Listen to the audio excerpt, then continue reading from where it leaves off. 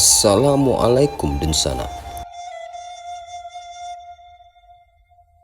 Relasi antara Soekarno dan Sumatera Barat selama ini kerap dibingkai dalam narasi kebencian, seolah masyarakat Minangkabau secara kolektif memusuhi sang proklamator.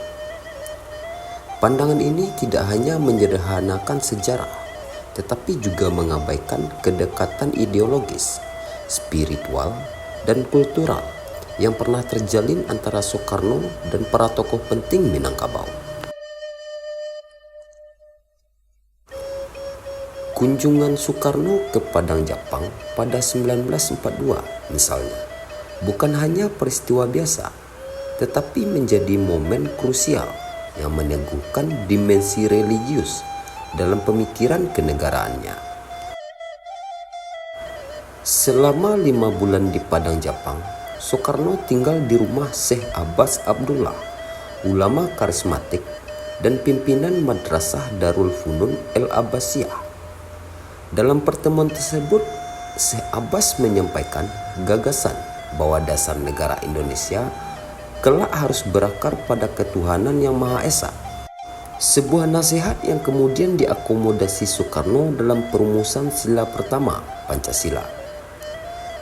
Kesaksian ini menunjukkan bahwa spiritualitas dan nasionalisme Soekarno tidak pernah tercabut dari akar Islam Nusantara, terutama dari Sumatera Barat. Kedekatan ini bukan bersifat insidental. Dalam kunjungannya ke Parabe, Bukit Tinggi pada 1948, Soekarno juga menjalin hubungan intelektual dengan Syekh Ibrahim Musa, Inyek Parabe. Dalam kesempatan itu, sang ulama bahkan memberikan kopiah khas sebagai simbol persahabatan dan pengakuan terhadap Soekarno sebagai pemimpin umat.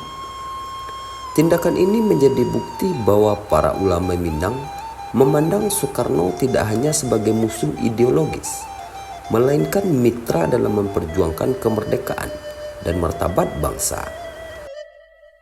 Namun, narasi itu berubah drastis pasca konflik PRRI, Pemerintahan Revolusioner Republik Indonesia, pada 1958. Banyak kalangan di Sumatera Barat merasa dihianati oleh Soekarno dan pusat kekuasaan di Jakarta. Padahal seperti dicatat oleh Faith 1962, PRRI lebih merupakan gejolak politik elit yang kecewa terhadap dominasi Jakarta, terutama dalam distribusi kekuasaan dan sumber daya, ketimbang gerakan kultural Minangkabau secara menyeluruh. Bahkan sebelum operasi militer dilancarkan, Soekarno sempat mengutus Hatta dan tokoh lainnya untuk mencari jalan damai. Baru setelah upaya diplomatik gagal dan pemberontakan bersenjata meletus, pemerintah pusat merespons secara militer. Kebijakan ini tentu tragis, namun tidak bisa dilepaskan dari konteks mempertahankan kedaulatan negara yang masih sangat muda dan rapuh.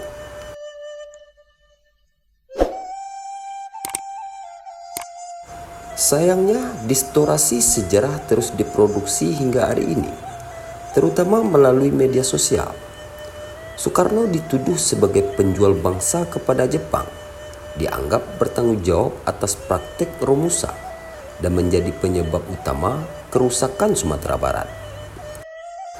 Namun tudingan ini gagal membaca kenyataan sejarah. Romusa adalah kebijakan Jepang dan Soekarno saat itu tidak memiliki kekuasaan eksekutif. Dalam situasi keterjajahan, ia memilih bersiasat untuk mengurangi penderitaan rakyat dan mengatur distribusi tenaga kerja daripada membiarkan Jepang bertindak brutal seperti di negara lain. Lebih lanjut, dalam konteks PRRI, tuduhan bahwa Soekarno membenci Minang sangat tidak berdasar. Jika demikian, mengapa tokoh-tokoh Minangkabau seperti Muhammad Hatta, Sultan Syahrir, dan Agus Salim bisa menjadi mitra utama dalam kabinet dan perumusan negara? Ini menunjukkan bahwa relasi Soekarno dan Minang tidak dilandasi oleh sentimen etnis, melainkan oleh dialektika politik yang selalu dinamis dan kompleks.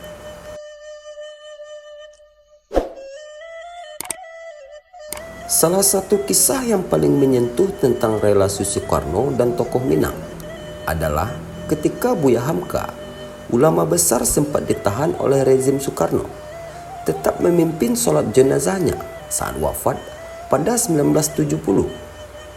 Ketika ditanya alasannya, Hamka menjawab, "Saya memaafkan Bung Karno.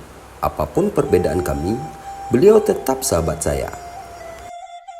Tindakan ini adalah bukti bahwa bahkan mereka yang pernah disakiti secara politik oleh Soekarno tetap menempatkannya dalam posisi terhormat dalam ruang moral dan spiritual bangsa. Oleh karena itu, membingkai sejarah dengan narasi kebencian terhadap Soekarno bukan hanya tidak adil, tetapi juga melupakan kompleksitas dan kedalaman hubungan antara tokoh Minang dan Presiden pertama Republik Indonesia ini. Sejarah seharusnya menjadi ruang untuk rekonsiliasi dan membaca ulang secara lebih cerdas, bukan alat propaganda untuk memperkuat dendam yang tak lagi relevan.